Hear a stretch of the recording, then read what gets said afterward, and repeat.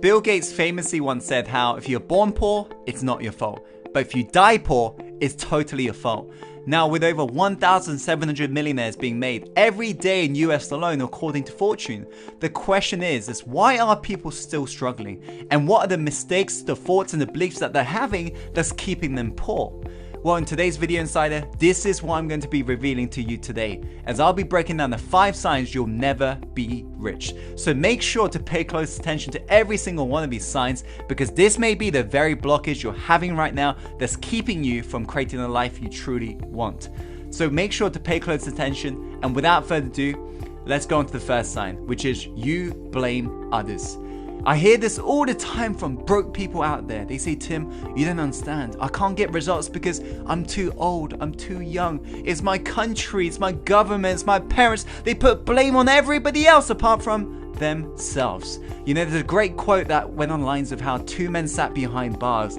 One saw stars, the other saw mud. The question is right now is where is your focus going? Because depending on what you're really focusing on in life, you're going to begin to see more of it. And if you are putting focus on others and waiting for them to change, good luck on living your life, because you're going to struggle. You see, in psychology, we talk about something that's called self-serving bias. And researchers basically discovered how many of us will take the credit for ourselves if things are going good, but we lay blame on circumstances when things go bad. Yes, I understand blaming others is easy. Yes, blaming others may protect your insecurity and ego, but if you don't stop blaming others for your misfortune, you can never take the personal responsibility and become the captain of your own ship, meaning you can never steer it in the direction you want to go in life. So you got to be willing to take full ownership and realize it's entirely your fault.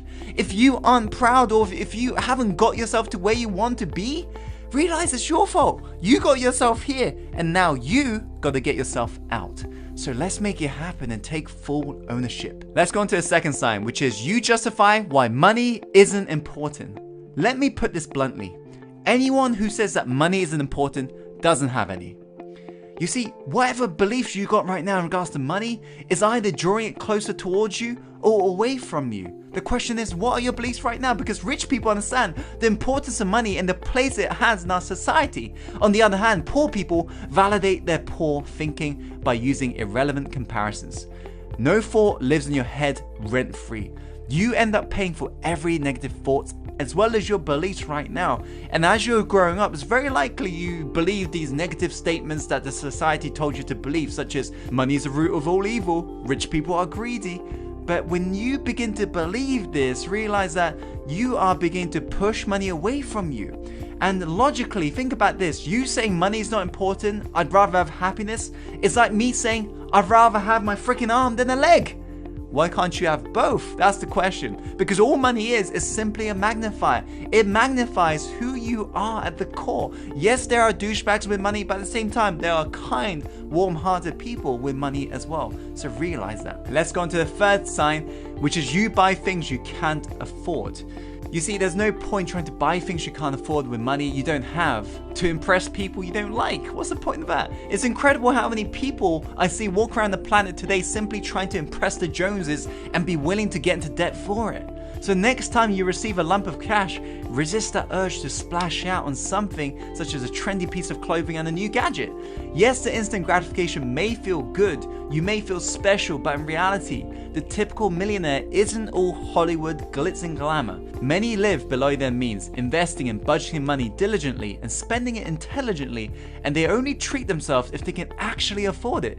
If you consistently follow these standards, you too can become rich. So to sum up, spend less time impressing others and more time in impressing yourself. Be willing to put in the work and energy to climb the mountain so you can see the world, not so the world can see you. The aim, my friend, is to be rich, not to look rich. Now let's go on to the fourth sign, which is you've got a scarcity mindset. You cannot accumulate wealth if you view money and if you view life in general with a scarcity mindset. If you believe there's limited amount of money, if you believe when you sell something to someone and you're taking money from them and you believe they're not going to be able to get that back, if you approach life with a scarcity mindset, you cannot accumulate wealth. All affluence really means, the literal meaning is abundant flow. And it doesn't mean having things at all. So you've got to be willing to create the consciousness that invites the abundant flow. The moment you create that consciousness, that's when you begin to accumulate wealth. This is how truly wealthy people remain wealthy, because they approach life with abundant flow mindset. They got the consciousness that attract more wealth. They allow themselves to invest their money because they know what they put out will come back. That's a truly abundant mindset. So you got to get rid of your scarcity and work on your abundance consciousness. Let's go on to the final sign, which is you're not obsessed on your craft. We're living in an age today where people love people with passion. They say, yeah, what's your passion on? What are you passionate about? Yeah, that's awesome. Keep being passionate. But the moment somebody's obsessed, we begin to frown upon that. But if you look at anybody who's really passionate about their craft, look at Elon Musk, for example. They are freaking obsessed. They're possessed about their craft. They're willing to do whatever it takes to commit to mastery and be willing to make their mission a reality. But we frown upon that. Give me obsession over intelligence any day, because I'll be more successful when I'm consistent with my effort. It doesn't matter in this day and age whether or not you're intelligent. It matters whether or not you're consistent with your actions. And consistency comes from sheer obsession towards your craft. So find what you truly love to do. Yes, find that passion, but be willing to get obsessed over it. Be willing to be obsessed on the marketing that product, selling that product, getting out to a marketplace. Be obsessed with your craft, because if you aren't, you'll never be rich in your life. These are the 5 signs you'll never be rich. I hope you found today's video helpful. If you have, be sure to click that like button and share this video with your friends and loved ones who need to hear this message right now, because life is all about paying it forwards. So be sure to pay it forwards to them. And comment below in regards to any feedback, questions you may have.